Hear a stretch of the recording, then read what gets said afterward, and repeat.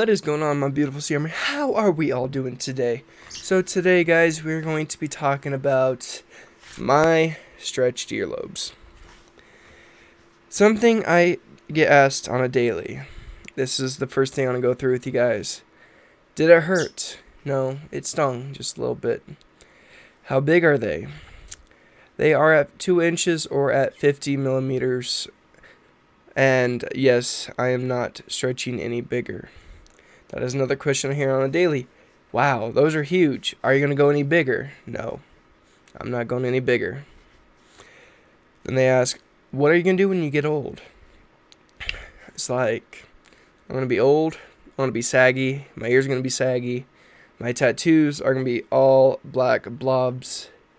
I'm going to be old and obese or old and skinny anyways, so it doesn't matter. I'm going to enjoy my youth. I want to enjoy my tattoos and my stretched ears. Another thing I hear on a daily is, can I put my finger through your ear? Your finger will fit through my ear, but can you do it? No. I've had people do it. It honestly aggravates me. I've had coworkers that will just walk up and say, oh, hey, peekaboo, and they will tug on my ear. That hurts. Because as soon as they say peekaboo in their ears, their fingers in my ear, I'm going to jerk away, and that's going to pull on my ear. That doesn't feel good, no.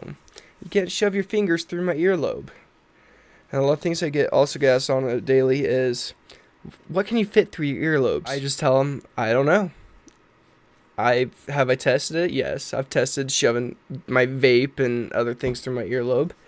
Can I do it? Yes, I can. So continuing on. So this video is not about my earlobes only. I'm not just going to be talking about my earlobes and what people ask. I'm going to be going over with you guys the important things that you need to know before you stretch your ears, and also how to keep them clean, how to keep them healthy, and the do's and the don'ts with stretched ears. So guys, the pros and cons of stretching your ears. The pros, it just really expresses who you are. It's fun, it's addictive, it's like getting a tattoo. You just want to keep stretching your ears. That's why mine are so big. I just got so addicted to stretching my ears that I went a little overboard. Do I regret it? No. Do I like them? Yes. And it's honestly a conversation starter. Like tattoos, someone will see a tattoo, oh wow, those are cool, and you'll start a whole conversation on it. Stretched ears, to an extent, can be conversation starters. And me, you guys know me well enough. I like to talk. If you personally know me, you're sitting there, yeah, nodding your head, and yeah, no shit, dude, no shit. And there are also a few cons. A lot of people, I've noticed, stare at me. Not in a good way. Like, there'll be little kids staring like, oh, Daddy, what's that? And, that's okay. Kids, they're brutally honest. They want to know what the hell's up with my earlobes, I don't mind. But when a woman or a man just sit there staring at me in disgust, ugh, ugh, and they're giggling and pointing at me saying that I'll never get a job or I'll never get a full career, fuck you, So what, I have holes in my ears, it doesn't say my work ethic. I'm covered in tattoos on my arms and my hands. That doesn't say my work ethic. Right there, you guys, are some pros and cons that I personally went through myself. I've also had my ears snagged on things, like say there's a hook holding items at a grocery store. As soon as I bend over, whoosh, that's why I tend not to wear tunnels at work, because that exact reason. So guys, now we're going to be talking a little bit about the different products and things I wish I knew before I started stretching. So I always knew that after a double aught, there's no going back. I knew that. I kept going. I don't regret it. But there are some things I wish I knew, kind of like the cold. In the summer. During the summer, my ears are sweaty. They are gross. They itch. They smell. I have to clean them twice, 3 times a day. I never knew that. And it wasn't pleasant. Don't get me wrong, like going to work, being at work, and yeah, I'm me smelling bad with BO after spraying some deodorant on me. I have to keep deodorant, body spray, and some of my ear cleaner and jojoba oil in my car. Because sometimes when it's really hot out, midday, I'll have to go to the bathroom, and I have to clean my ear and clean my jewelry. It's not pleasant. I have to take my 10-minute break and just do that. And during the winter months, the winter's a little bit worse. So instead of your ears being more moist with the cold, your ears get really, really dry. So for me, I have to carry my jojoba oil with me everywhere I go. I have a small bottle and I have a big bottle. I just refill the smaller one when I run out. During the winter months, my ears will get dry. They will get cold. So guys, please do not wear steel during the winter months. I have steel tunnels. I have steel plugs. One thing I've learned the hard way was I wore my steel plugs one day out in the cold. And my ear didn't get frostbit. That is possible, believe me. But it tore the inner lining of my ear because of how cold the metal got. So cold can actually split your skin, frostbite, etc., etc. I did not have frostbite in my earlobes, but it split the skin, and my earlobe here at the bottom on the inner part of my ear was red. It was cut open. So guys, please do not wear steel during the winter months. It is not pleasant. I also, even during the winter, my ears get infected every winter for at least a week. My ears will swell up, they'll get puffy, they'll itch, they'll burn. That is because for a while I wasn't properly cleaning and properly moisturizing my ears during the winter months. So this winter, it hasn't been so bad. They got infected last winter. This winter, a couple months ago, they got a little red, they got a little swollen. I took care of it. So please, guys, make sure you keep your ears moist, keep them clean. So guys, we're going to be talking about different types of materials used in jewelry. So guys, there's acrylic, there is silicone, there's bone, there's metal, there is glass, and then there's marble. Something about wood, guys, should know. So with all jewelry companies, each company is something different. Some jewelry companies, when they send you wooden plugs, they don't tell you that they didn't put a coating on it to prevent your ears from drying out. So there's been a lot of jewelry that I've bought over the years that my ears were fine with. And then there's some that I've gotten that completely dried out my ears and got my ears infected. That is not pleasant. So one thing I learned to do, guys, is when I get wooden plugs and I can see and feel that there's no gloss on there to keep them from dehydrating my ears, I will soak them in jojoba oil for a couple hours. I'll set them down on a clean surface, let them dry, air dry. Then when you're ready to put them in, soak your ear, rub it in deep, rub in some jojoba oil, and behind your ear right here, especially at the bigger sizes, you want to get right here behind your ear. Because with that wood laying here on your ear, sooner or later the back of your ear is going to get dry. And that's not pleasant either. It starts to itch, it starts to feel uncomfortable. So guys, please be sure to use lots of oil. Make sure you know what company you are getting your jewelry through. Make sure that there is that oil base over your jewelry so they don't break out your ears. So guys, right now I'm going to be talking about how to properly stretch your earlobes. For me, I always use steel tapers. Steel tapers because, they're steel, lubricant. They don't drag. They just slide. So one thing I always learned the hard way was my very first stretch I used acrylic tunnels or acrylic tapers. It kind of pulled and tugged on my ear. It didn't feel pleasant.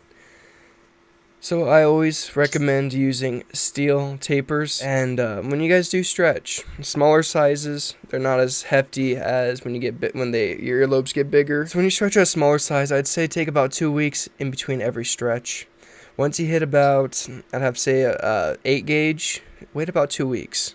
Because the stretching is going to get bigger and bigger every time, higher in millimeters. Like from 7/8 to an inch, it is a 4 millimeter jump. When it's from a 6 to, or 8 to a 6, it is a 0.5 millimeter jump, which you guys might not think is very big, but when your ears aren't used to it, going from a 0.2 or 0.3 jump to a 0.5, it's going to hurt. So please, guys, wait a couple weeks.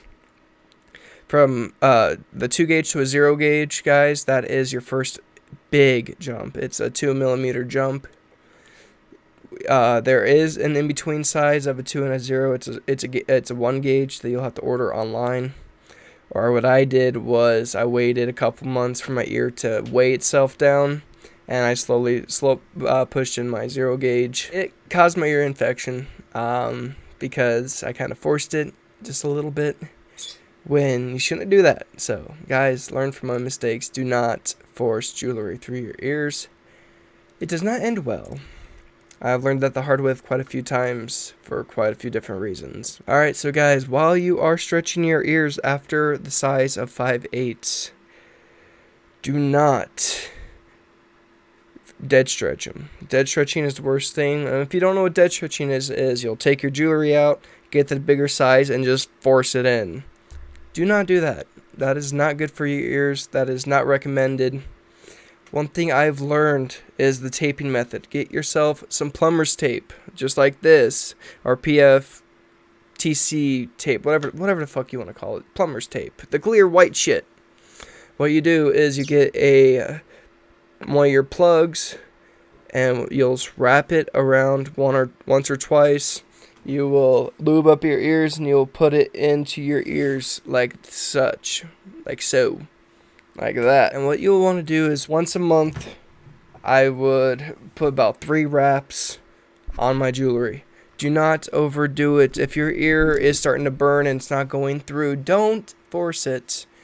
Let your earlobe tell you otherwise, because if not, you are going to fuck up your ears. When you are stretching, please just put 1 or 2 wraps every couple weeks and put it in your ear. If your ear is not wanting to accept it, it's not wanting to go in, wait longer. Take off a couple wraps. Say you have 4 or 5 wraps and it's not going in, take it down to 2. Do at least 2 wraps. Don't wrap it 6-7 times and force it into your ear. That just defeats the purpose of taping your earlobes. So guys, we're going to be talking about do's and don'ts. Do not use alcohol as lubricant. If your ear is infected, do not use alcohol. It will dry out your earlobe. If your ear is infected, what I've always used, I don't know if this is recommended, but this is what I personally did. I used Neosporin. I know a lot of people are thinking, don't use Neosporin on your ears, it'll thin out your ears. There's so many different rumors. But when your ear is infected, bleeding, and scabbed up, Neosporin did it for me. As you guys can tell, my ears are still healthy. They are beautiful looking. They are not blown out, and they are thick still to this day. When you guys' ears do get infected, please take out your jewelry. Losing your earlobe is not worth keeping in jewelry, because I've known a few people that their ears have completely snapped due to stretching their ears too quickly. So if your ears are infected, please take out your jewelry, let them heal. So guys, we're going to be talking about proper cleaning of your earlobes and your jewelry themselves. What I like to do is I get some cleaner from Walmart, or I get some jewelry cleaner from Hot Topic, Spencer's, or any tattoo parlor that does piercings. What I like to do is I take out my jewelry, I put them in a cup. Well, mine are pretty big. They don't fit anything smaller than 2 inches, they don't fit in a little cap. Put your jewelry in a cup or whatever will fit them. Spray a little bit of the jewelry cleaner. What I like to do is, while I'm in the shower, that spray that you get is also for piercings, for the hole itself. So what I like to do is while I'm in the shower, I will hold my earlobe up and I'll spray a little bit onto my ear. It disinfects and it cleans everything inside your earlobe. That's what I personally do. Everybody's different. Everybody has their own way of cleaning. Some people use soap. Don't use soap. Some people just use water. Okay, that's fine. But me personally, I like to use that disinfectant cleaner. It is meant for piercings and meant for cleaning the jewelry. So I'll spray a little bit of that in my earlobe. I will wash it out. I'll just be in the shower spraying my ears. It's just going to drip and, do its own thing. After I get out of the shower, what I like to do is I'll take my jewelry out. I will pat them down with a paper towel. Get all the dry, dead skin off of it. Make sure it's clean. Make sure my ears are lubed up with jojoba oil because the vitamins are needed for your earlobes. And I'll pop them back in. I like to give my ears a little bit of breathing room, a little bit of time. So I'll leave my my jewelry out for about an hour before putting them in, because I want to get that jojoba oil really rubbed into my ears, and I want them to relax, let them breathe. All right, you guys. So I'm gonna go ahead and end it right here. These are all the facts or all the things I've learned with stretching my ears. It takes time, guys. Don't be in any hurry. If you guys want your earlobes to go back to normal, do not go any bigger than a double aught to half an inch. If you want yours normal. Me, I personally don't care. I like the way it looks. When I take them out, I don't care that my earlobes look like buttholes. It just doesn't bother me. So guys, if you guys did enjoy the video, please be sure to leave a like. If you guys want to subscribe to the channel, be sure to hit the subscribe and hit the notification bell to all. And like always, my beautiful Zion, be sure to always love life and stay metal. I shall see you in the next video. Deuces.